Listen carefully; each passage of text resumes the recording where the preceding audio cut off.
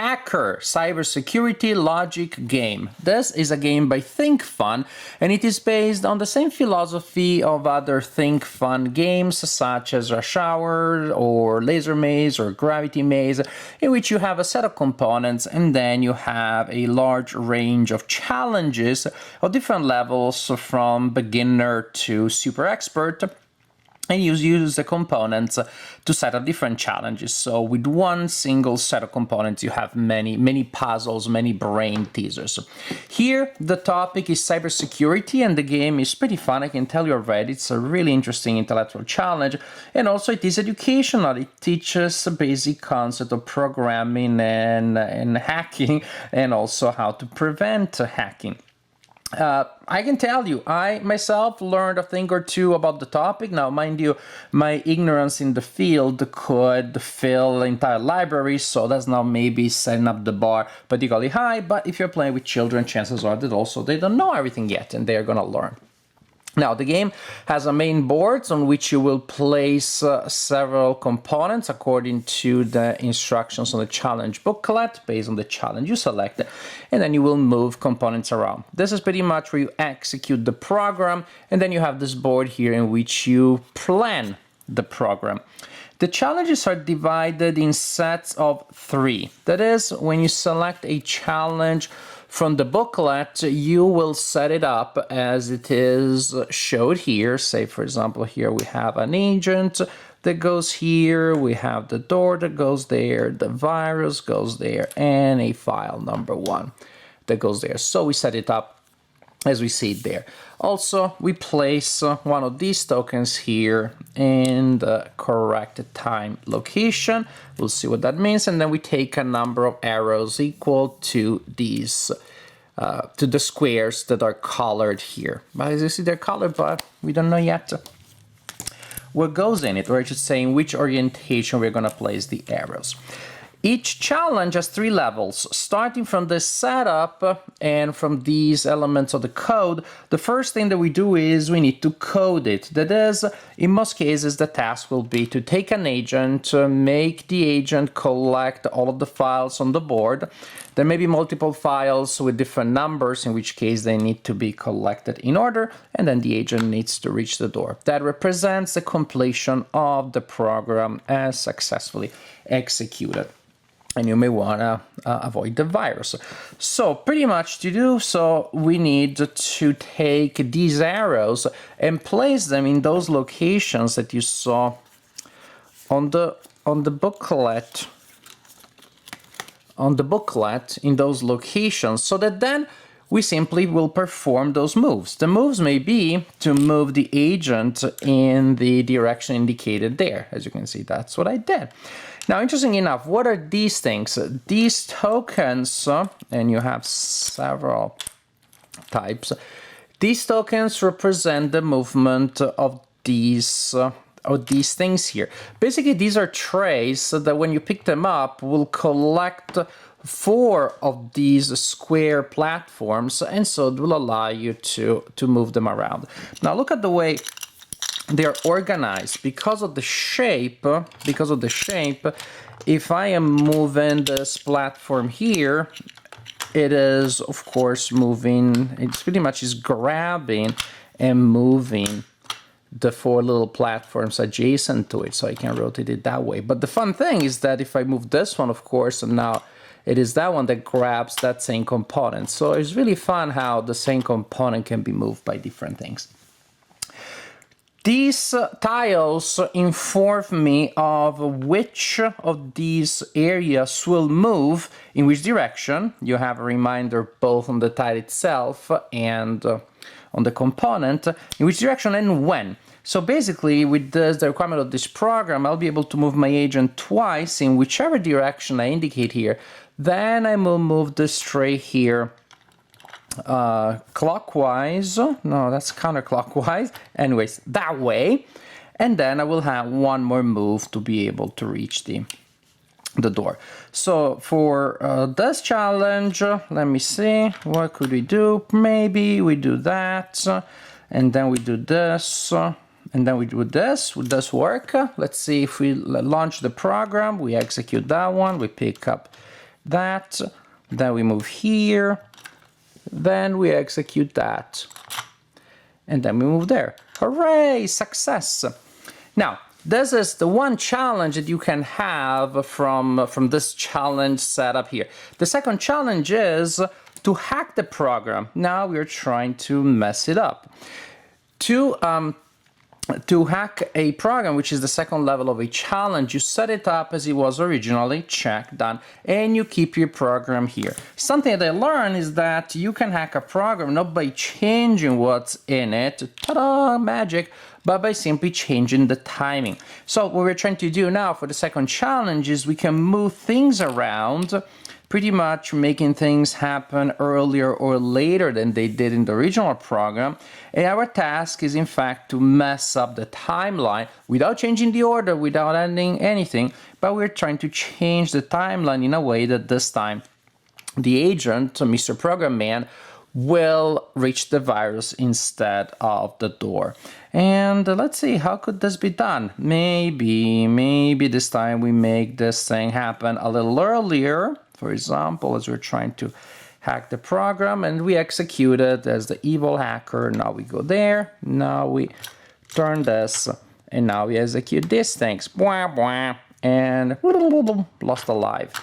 So that's how it happens with the hacker. Now we have the third level, which is we're trying to protect the program. So the third challenge usually consists of placing this piece on the board in a specific location that you have to identify. Other challenges, advanced challenges, will work differently, but I just want to give you a sense of at least the basic levels. We need to now put the alarm on the board in a location that will allow, basically when the agent reaches the alarm, the program shuts down. So we want the program to work normally when the right code is being used, so the alarm should not interfere with it. But if somebody is using the hacker's program, then we want the agent to reach the alarm before reaching the virus. To do so, you look at the solution booklet, which also you should look at if you're desperate. It's interesting, as you can see, each set of 3 challenges is represented by a different flap. And so I just showed you the first challenge in the game. So as you can see, that was the solution for the code it. Then we have the solution for the hack it, for the hack it, and we're trying to fix it. It's good to have both available. Oopsie, both available there. Because now we start again from the same setup and we place the alarm. Suppose we place it here. And so then we can check if we execute the normal program and it works normally. Yeah, the agent doesn't stumble on the alarm. That works.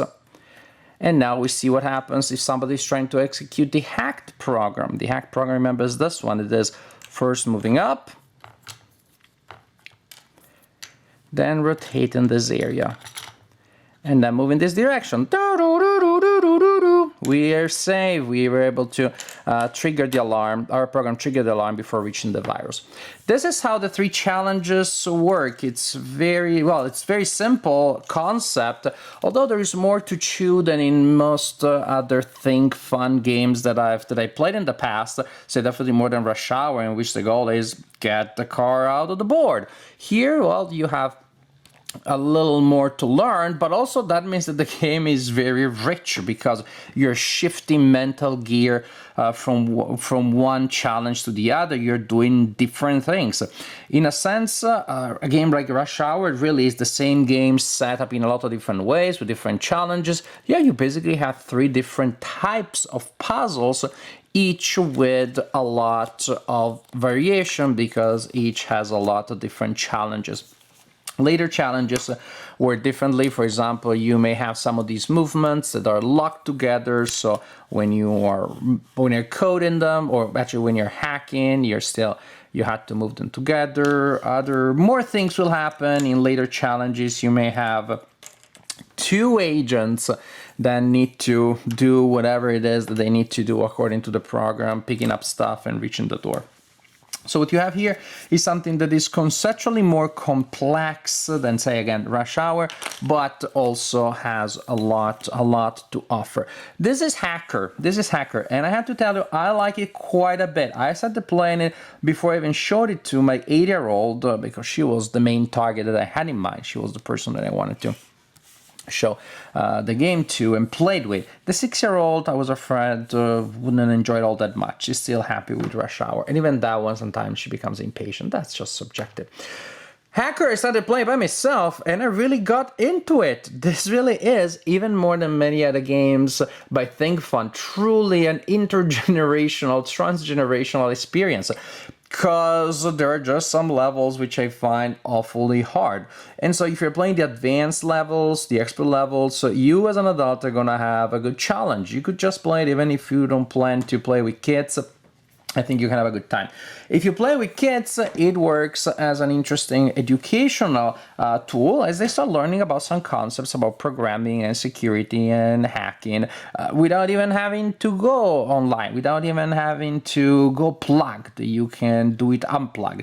And that's a way that I know there are a lot of things about informatics that can be taught in an unplugged form. What you have here is an unplugged experience. This is really attractive. It's just really smart. This board is really smart and fun to use. The components are of high quality and really enjoyable to manipulate. You have all the good production values that you associate with ThinkFun, and that is great because, of course, well, if we are going unplugged and we are losing the beautiful visuals, we are getting something else that, from the point of view of the senses or the sensorial stimulation, is still very attractive. Beautiful looking components and that are just fun to move around. So what you have here again is an interesting iteration of the general idea of ThinkFun, one game, many challenges. It's fascinating because it's more complex because you have 3 challenges for each challenge. I personally liked it a lot. Then I introduced it to my 8-year-old Amelia, and she also enjoyed it a lot.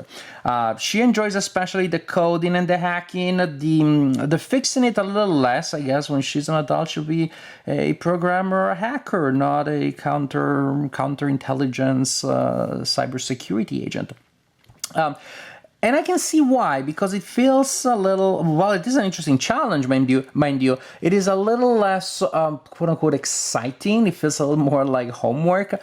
Rush Hour, for example, you get the car out. As you see the solution, wow, it just happens. It's very visual, it's very intuitive. I won. As opposed to with some of the more complex programs, you really get a sense, I think it's here, and you do a lot of work in your mind to compare the 2 programs and see if they would work, and then ultimately you get a sense of like, I think I won, I think I solved it. And then you have to go through both the real program and the hacked program to see if they worked. At the end, it's almost anticlimactic. It's almost like, yes, it's not like I win, but okay, I realized that I won when I put it there a couple of minutes ago before I checked everything. Just cognitively, from the point of view of the emotional build-up, it feels a little less like, whoo, like a blast. But creating the code and executing it and then hacking it and then executing it, that is really great fun. The other challenge, again, is educational, though at least my daughter and I don't find it as fun. But this is a really minor minus because the game overall is a really good package. You get a good deal because we just, again, one game, you get 3 games, and in each game you have a lot of different challenges, a lot of different scenarios. Hacker may just be one of my favorite ThinkFun puzzle types of games. I played a lot of them and I like them. I pretty much like them all, really. This one has to be one of my favorite ones. I don't know that it will be a universal crowd pleaser the way, say, Rush Hour has been for the last decade or so, precisely because it's a little more complex, precisely because it's a little more demanding from the conceptual point of view. On the other hand, you can even use it as an educational tool. It is a game that I think adults can enjoy even more than other games by ThinkFun. So definitely a lot of good things. Hacker, the cybersecurity logic game.